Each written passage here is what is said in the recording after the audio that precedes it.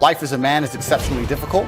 I say the most beautiful and the most terrifying thing about being a man is you're born without value. Society doesn't care about you. You're only going to be cared about based on how useful you are. You have the chance to build yourself up and become a superhero if you're prepared to do the hard work and be indefatigable enough to never quit. But if you're going to stand around and wait for a handout, nobody's going to ever respect you. I think that a lot of people have forgotten about how difficult and how competitive it is as a man. We're always in constant competition with each other. And it's your duty as a man to stand up and say, I want to be as important and strong and good-hearted and God-fearing as possible. And I need to work hard to achieve those things. If you look at the true warriors of humanity, you look at the true empire builders, you look at the true titans who are constructing a better world, they're less about pleasure seeking because they understand that if you want to have a great life, a soaring life, look at what most people do and do the opposite. Growth comes through discomfort. You look at a great athlete, it's the way they show up in the championship game is simply how they showed up in the lonely light of the early hours at practice. To have the results only 5% of the population have, you've got to be willing to do the things that only 5% of the population are willing to do.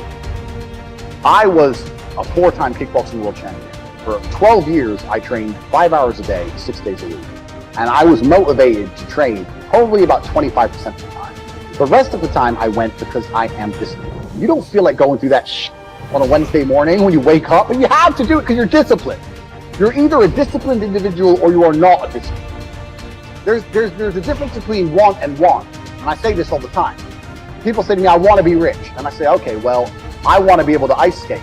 But I don't want to be able to ice skate enough to go learn how to ice skate. I can't be bothered. I mean, surely if I could click my fingers and be a figure skater, I'd click my fingers. Who wouldn't? But I don't want to actually go train because I don't want it enough.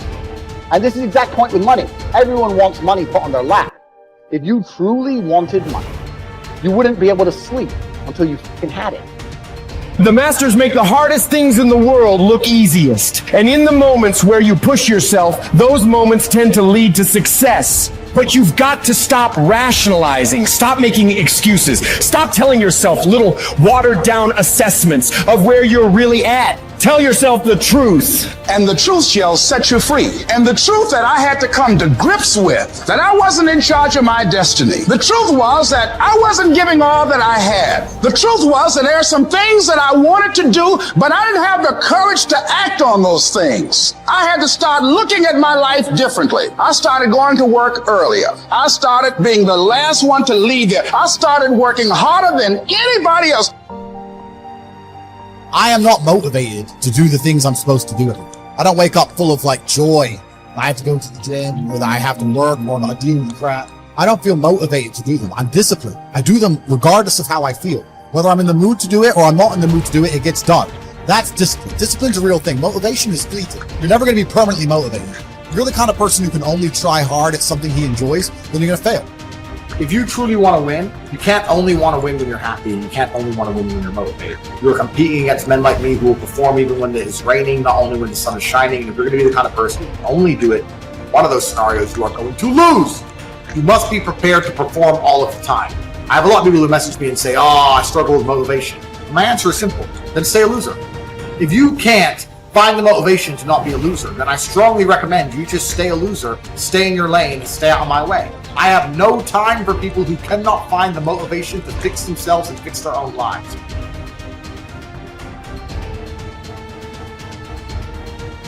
If you cannot control your own mind, then you go through life with zero control, zero influence. You can't control anything.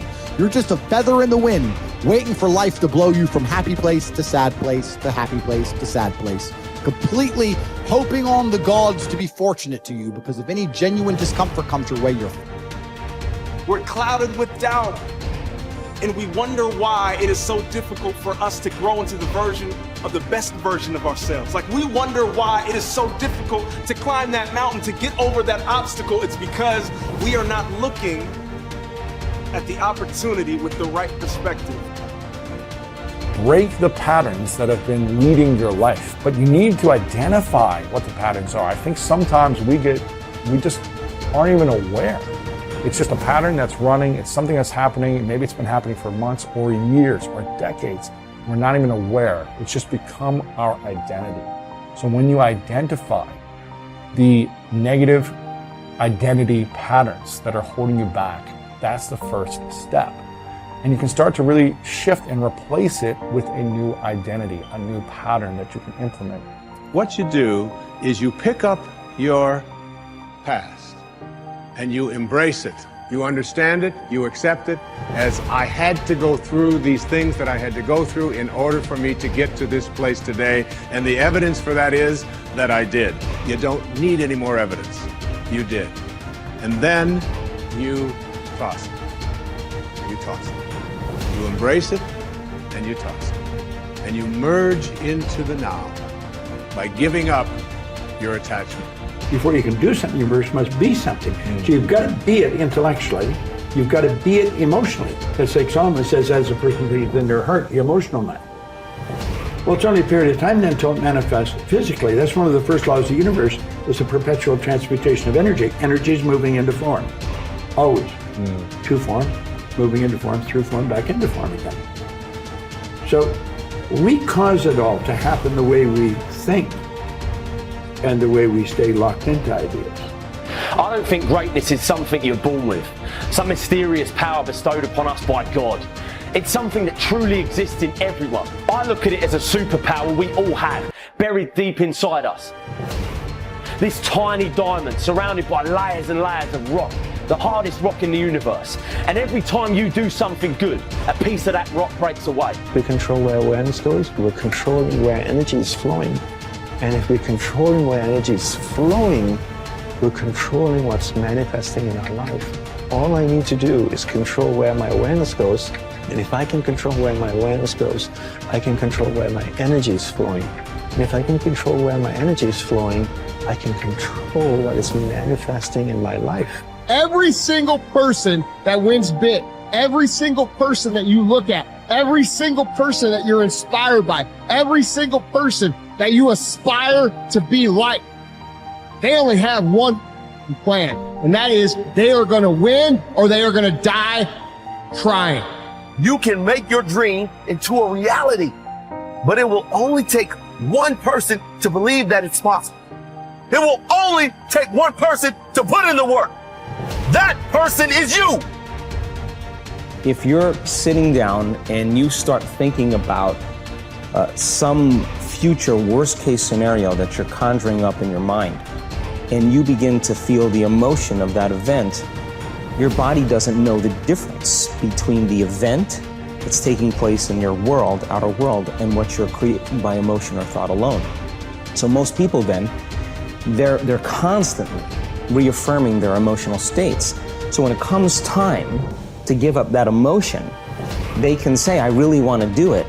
But really the body is stronger than the mind because it's been conditioned that way. So the servant now has become the master.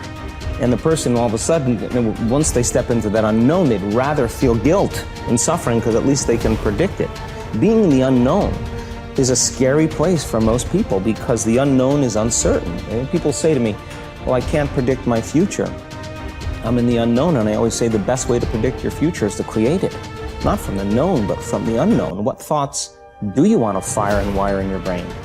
What behaviors do you want to demonstrate in one day?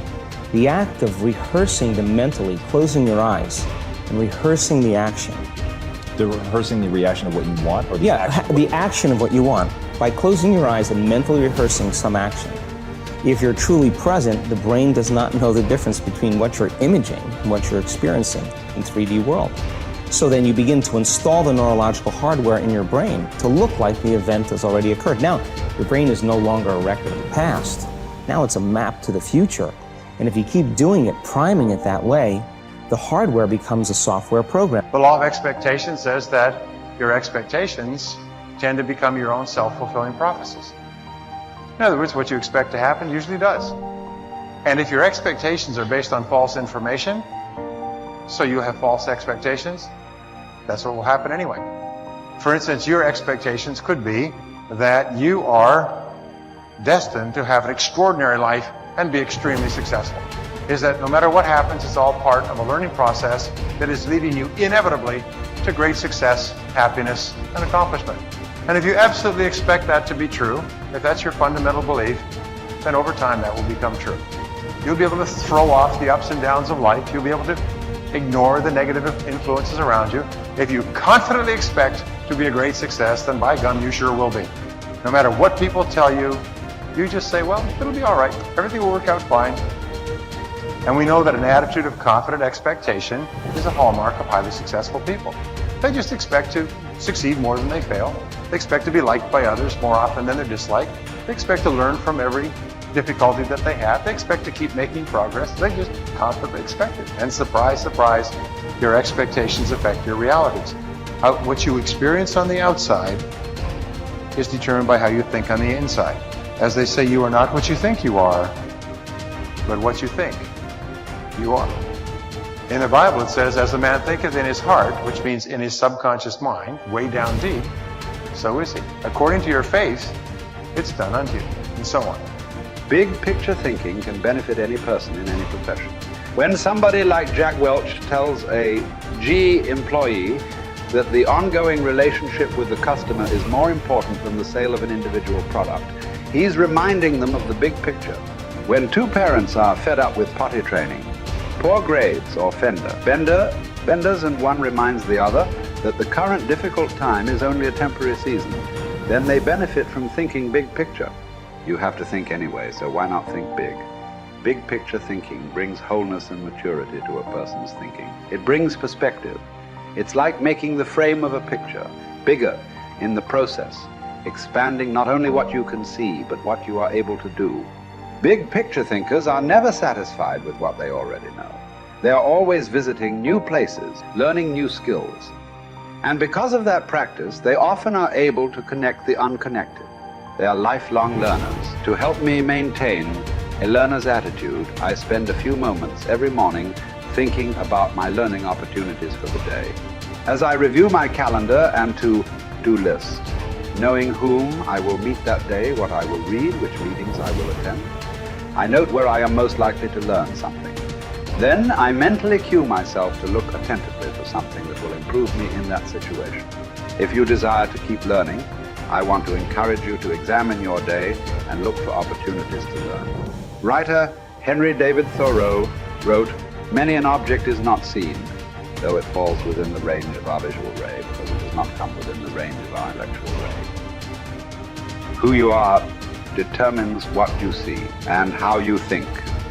Big picture thinkers realize there is a world out there besides their own, and they make an effort to get outside of themselves and see other people's worlds through their eyes. It's hard to see the picture while inside the frame. To see how others see, you must first find out how they think.